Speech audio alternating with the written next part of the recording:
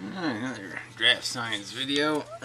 This time on the message board thing, the bulletin board anyway, and for the purpose of segmenting as best as possible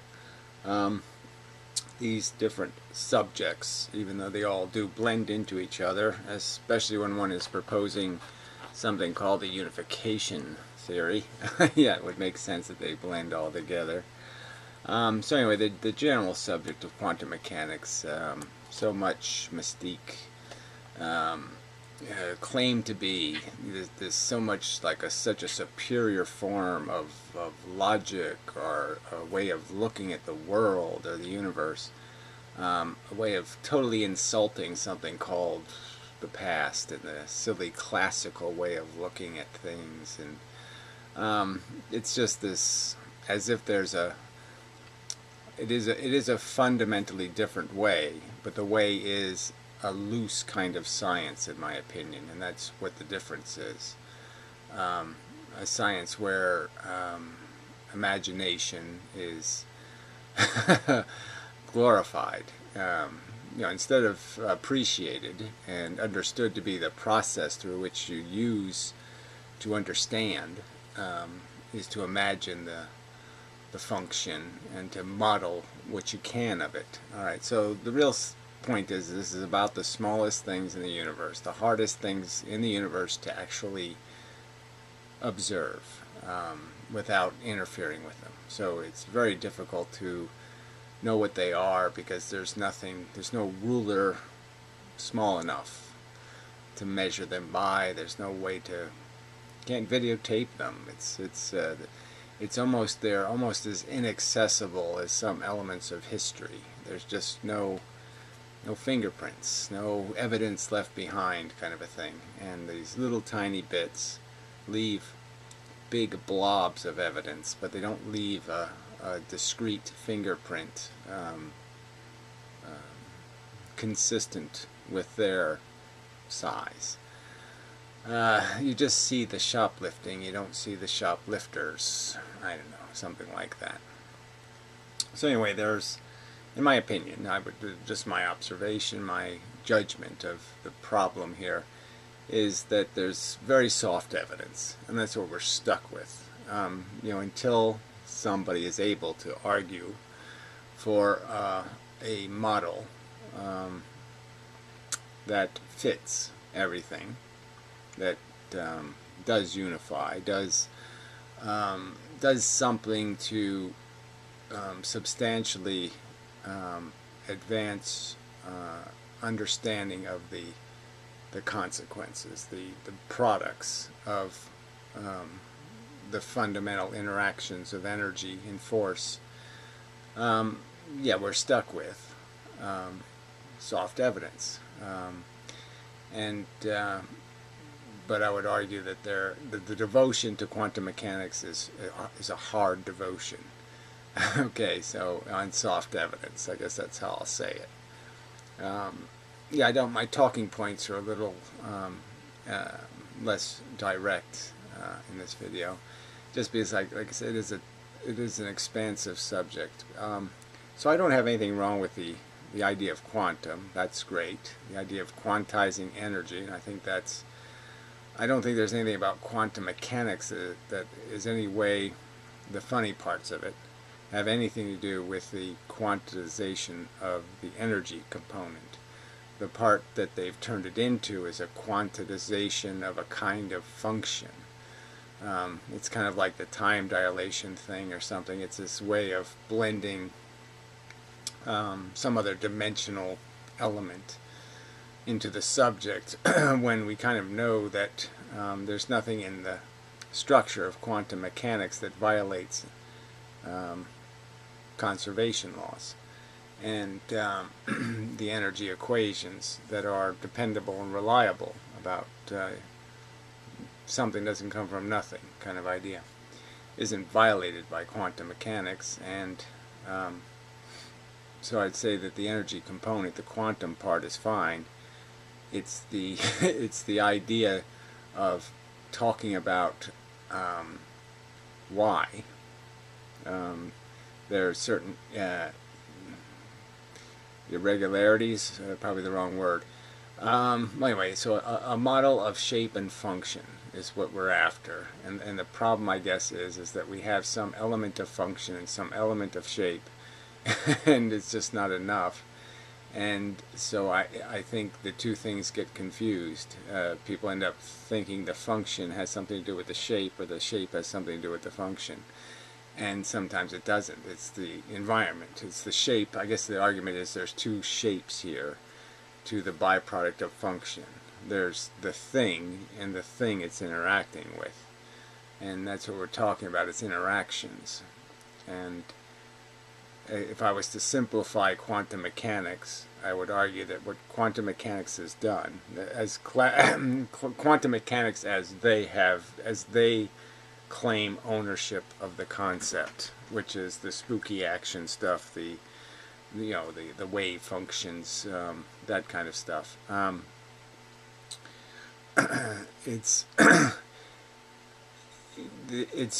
The model is basically saying something like, well, here you have the elemental bit, the quanta of energy, and we sort of know that's kind of described as a photon. There's nothing really less energetic than this thing as far as we know.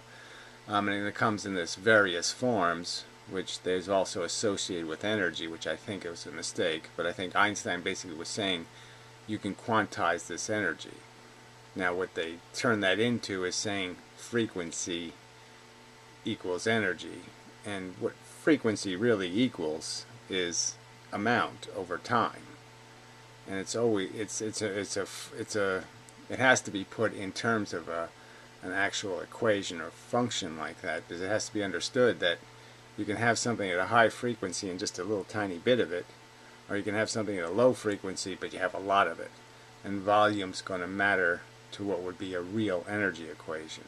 So frequency only equals energy when you're comparing equal volumes of time, and equal the switch is on the whole time.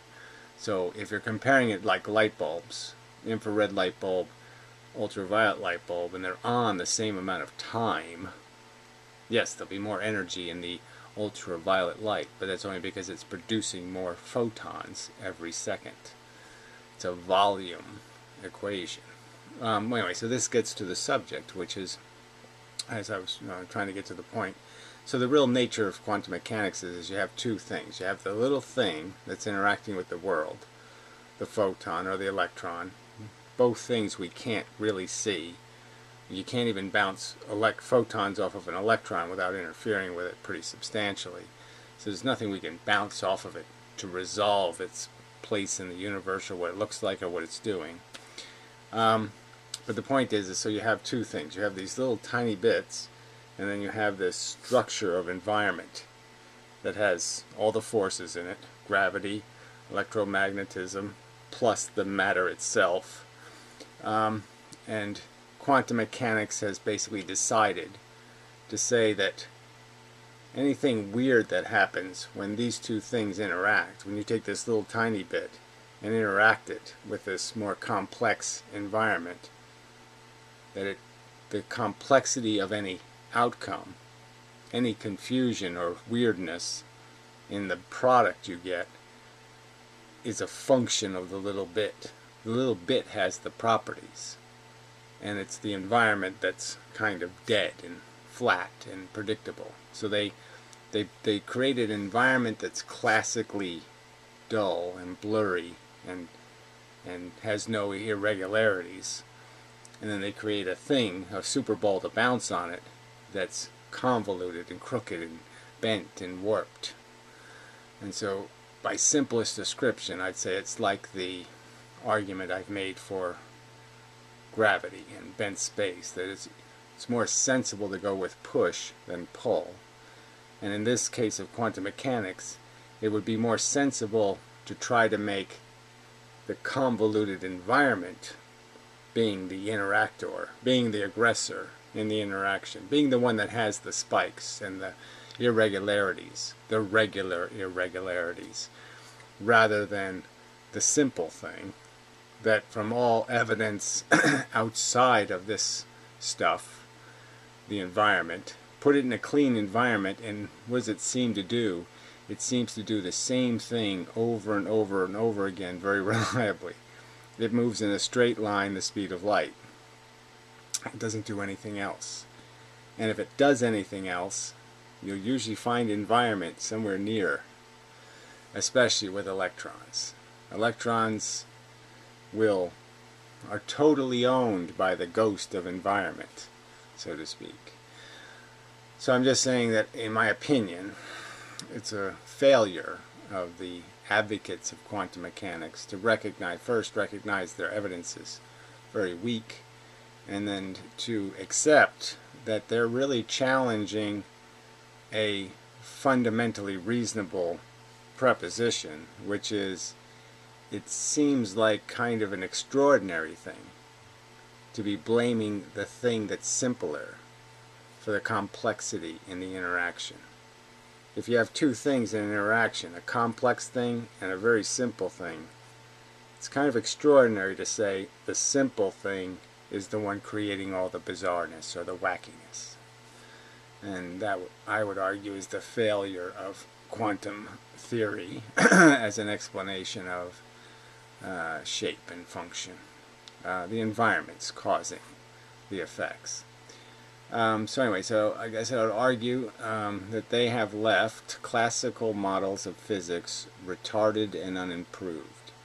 So you could argue that Einstein fixed a little bit of a simplification in Newton. Newton basically said, look, gravity, the force of gravity, let's just combine the two bodies, m1, m2 in the formula, and we'll just do a net equation. When the real effect is the Earth causes gravity to happen to the sun, and the sun causes gravity to happen to the Earth, and the two really don't mix, and they're really two different forces, and they affect each other differently. And Einstein pulled that detail out of the classical model. Now, he didn't need to use bent space, in my opinion, to do it. He just had to recognize there's such a thing as the speed of gravity, and that the two effects are separate effects, and you need a more complex equation to be able to calculate their interaction, because as each one's acting, the other one's acting, and that creates a very complex equation for that dance. That dance, if looked at as not just an end product, has a lot more irregularity in it. And so anyway, that's a simple point being made here, is the classical model wasn't fundamentally broken, it just lacked a little bit of maturity. It didn't know the speed of light, it didn't know some things. And I would argue that this model of classical physics that they use to make quantum mechanics seem so much better is a model they won't let grow anywhere from where it was 300 years ago.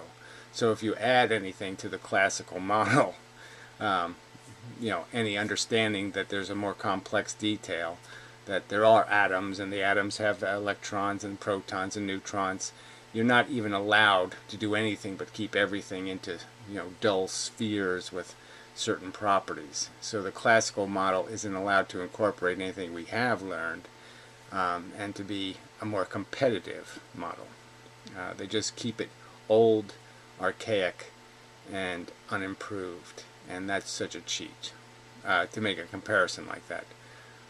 Alright, so then we get into probability of an event or outcome, and that quantum mechanics does some good math to take what we can observe and understand that there's certain regularities in it, to find those and to be able to formalize them into mathematics.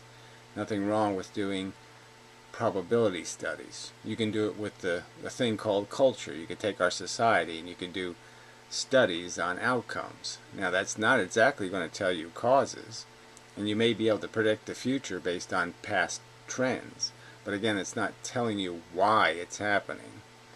And it's foolish to sit there and say because it's bad water causes one effect. Polluted water, you could say in the 70s the water was very polluted, and so then you could blame something like income taxes, higher income taxes on the polluted water. And you could say the water's cleaner now, and we have lower income taxes on the rich. And you could associate those things. But I don't think it would be reasonable to do so. I don't think you'll be able to make any evidence to say, I know this is the causation. But that's what they've done here, because they find a statistical comparison, something, a fact that's similar somewhere else at the same circumstantial time. They'll say, okay, these two things are necessarily related, when they're not necessarily related. Okay. The structure of interaction has hidden regular irregularities and unseen, undiscovered event contours and variables. So yes, I'm arguing that not so much for a hidden variable, undiscovered variables. And so I could use a simple analogy of the two-slit experiment or a surface reflection experiment or any one of these. The assumption in all these experiments is that the thing being interacted with, like two material slits, are the surface of glass, but these things are flat, dull, consistent. They're smooth as something's butt, and all of that kind of stuff. And the assumption is that all the power and all the magic is in where the photon is and what it's doing, rather than recognizing that all you have to do is create some contour on the surface of the glass. Let's say something simple. I could make, let's say you're doing experiments, okay, and you're bouncing little round balls that are all the same, and you're bouncing them off a surface. And so I change the surface by putting a lot of little pyramids on the surface. Well, and then you'll notice when you throw the ball that sometimes it bounces back because it hits the surface of the pyramid. And there'll be a certain statistical probability of this outcome, that the ball bounces back because it doesn't hit the top of the pyramids all the time, and so it doesn't bounce forward. And depending on where the slope of the pyramid is, it bounces somewhere different. And it'll have a probability curve. But if there's a bunch of pyramids, you can understand that that probability curve will just be replayed by the irregularity of where you throw the ball and how far you throw it. How far away the slope is will change the angle that it leaves, and it'll change the place it lands. But now let's just say I change that experiment and make it little staircases. So they're not pyramids now, they're staircases. Like the real pyramids. You know, they have a leasing on them. They have a more complexity to their surface. Well, now you can understand that now you're going to get all kinds of weird bounces, because now the ball is going to hit the flat surface, or it's going to hit the vertical surface and bounce off the flat surface. It's going to do lots of different things, but there's still going to be a probability. There's still going to be a factual circumstance where if I randomly, as best possible to synthesize, if I synthesize random projection of the ball onto that field, there'll be definite statistical outcomes decided by just that structure. And I would argue that what we see in most of what are defined as the experiments of quantum mechanics, the ones demonstrating or proving wave-like behavior, are just that. They're just experiments that are demonstrating the complexity of the surface you're throwing this simple thing at. And the fact is it has a regular irregularity. And that's the undiscovered variable. I would argue I've discovered some of it. I think it's in the function of the electron, and the fact that electrons are in a matrix, a rigid. They have to conform to the matter they're part of, and they will behave in very predictable and consistent ways in different fields. And when they are loose electrons around surfaces, usually called charge, in the form of charge, they have a certain configuration, and when they're built into the actual matter, they have another configuration. But most of the time, any light heading for a surface is going to interact with the layer of electrons that are in the loose field, the charge field, around any material surface. And I would argue that every material surface has this charge field, merely because the protons produce more attractive force, then they can capture objects. So like our solar system, it's probably possible that another planet could exist outside of Pluto. There's room for it. There's gravity still out there that's not being used. But it might not be strong enough to keep something in an orbit. It might just be strong enough to bend something. And that would be the key factor of these electrons. They're not bound to the atoms, but they are, they like them. They're going to hang around. They're going to stay in the vicinity.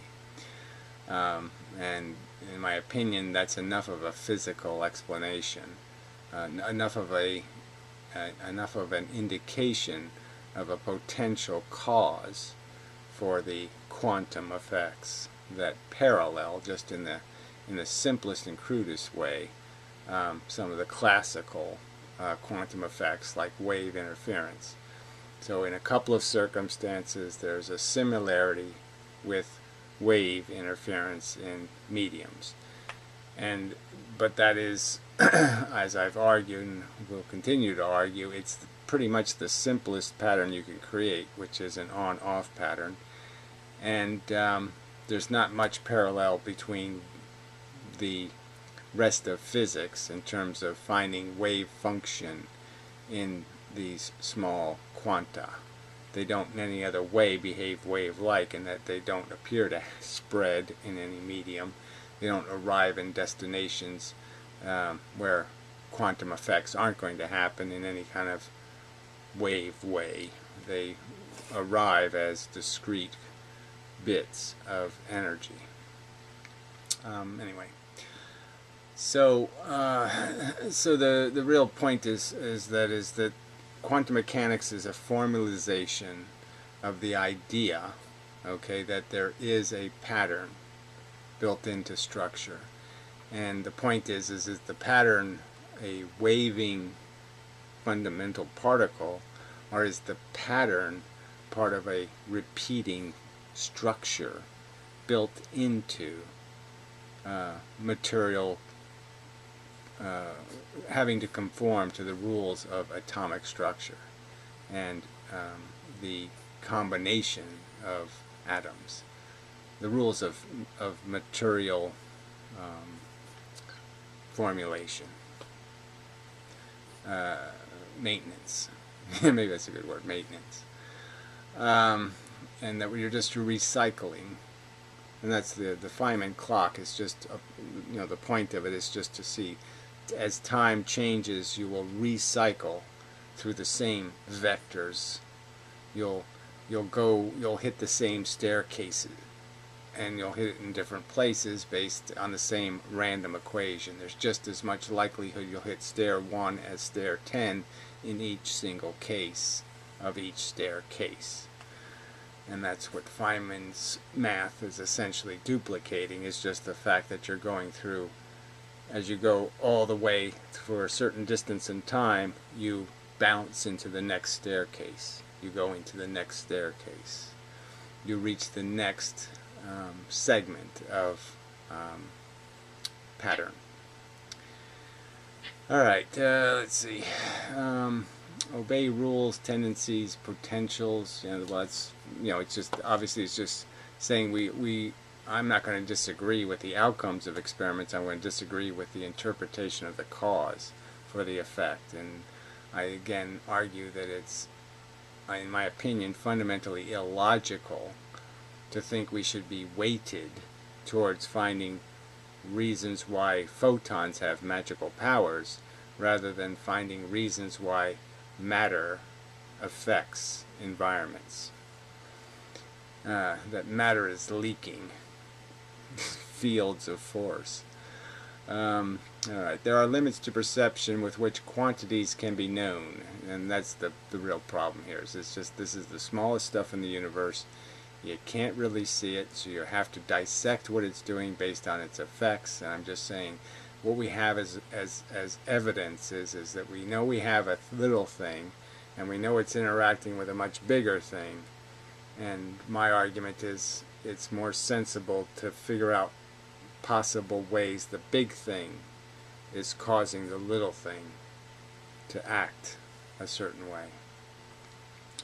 Alright, wacky behavior, this is known as, obviously there's nothing, it's only wacky because it's a misunderstood. Very specifically developed mathematical formulas. Again, I don't have any objection to probability theory.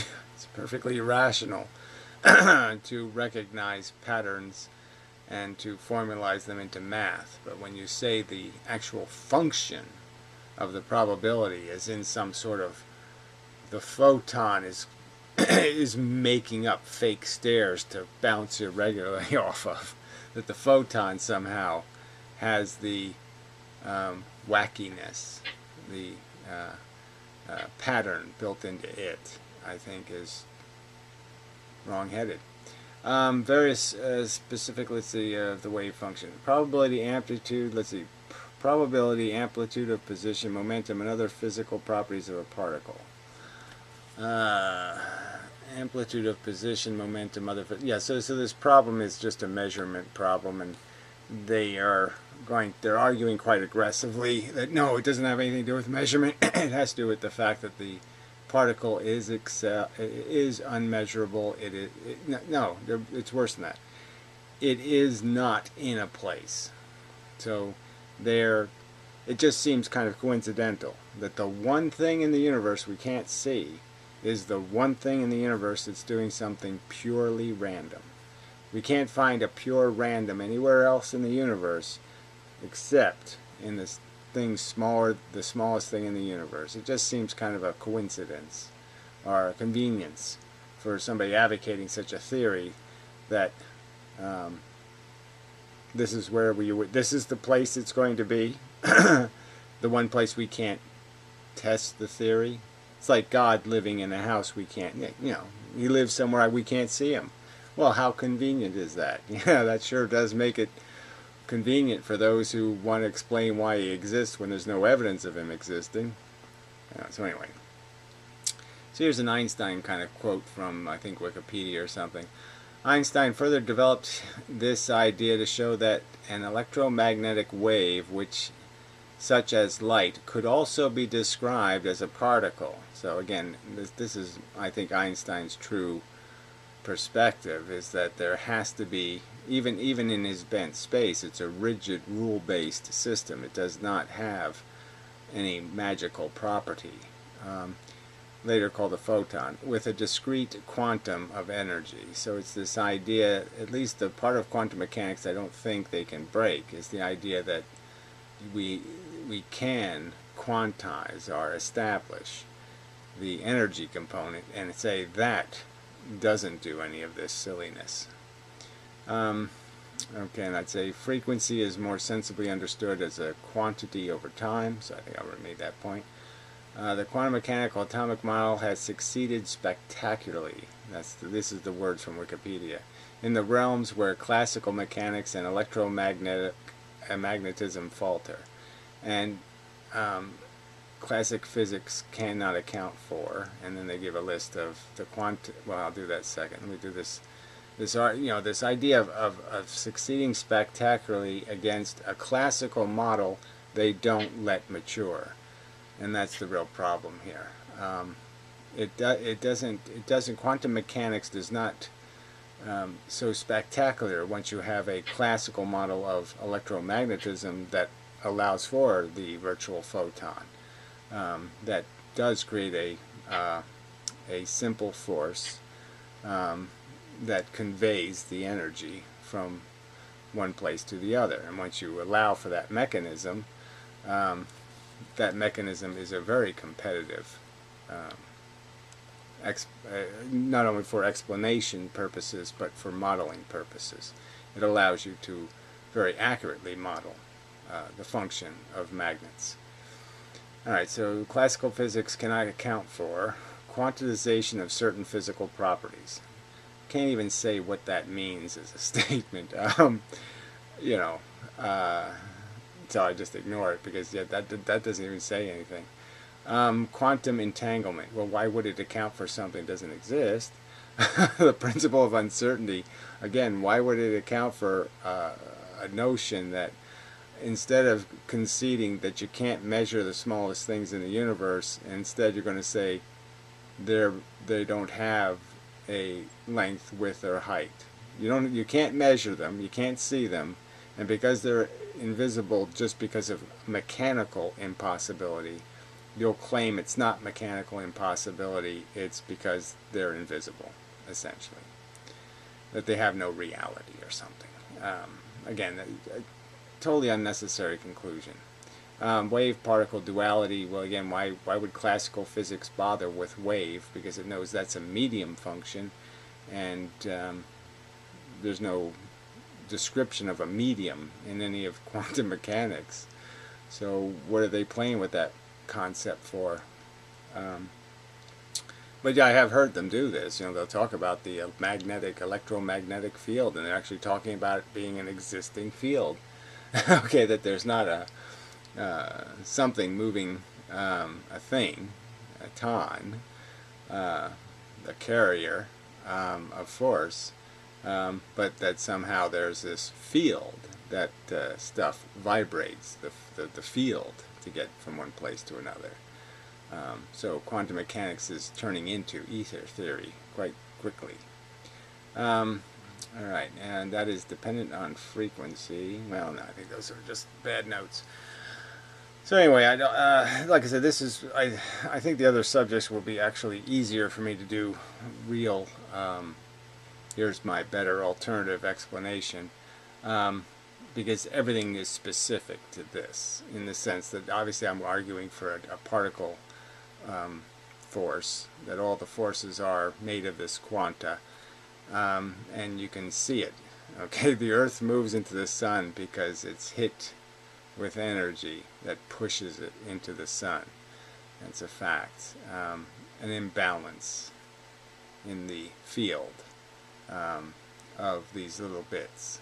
More rain on one side than the other, however you want to metaphor it. More water density, more pressure. That there's pressure gradients in this field of energy. And it's real stuff hitting real stuff in the end. But the thing that we are made out of is pattern, and the pattern just is the important thing in terms of understanding what momentum is and some of these other subjects. But yes, they're real discrete bits. Like I said, I don't care whether you make them out of marble, or ivory, like a cue ball. It doesn't really matter what you make them out of. They are cue balls. They are checkers, and there's red checkers and black checkers, but there's just checkers, and they move at a very consistent and dependable manner. And the only thing that gets tricky is that when one checker heads for a big pile of checkers, interactions can get a little funky. Alright, but no need to create mysticism and magic and to give the simplest things in the universe a bunch of properties they don't have. Alright, but like I said, it gets into everything. It's magnetism, electricity, gravity, all these things are the same thing.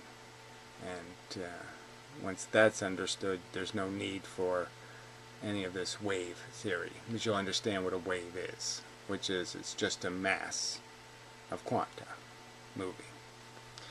Quanta of a specific polarization, a material pile of quanta. Waves don't happen anywhere else. Okay, that's enough.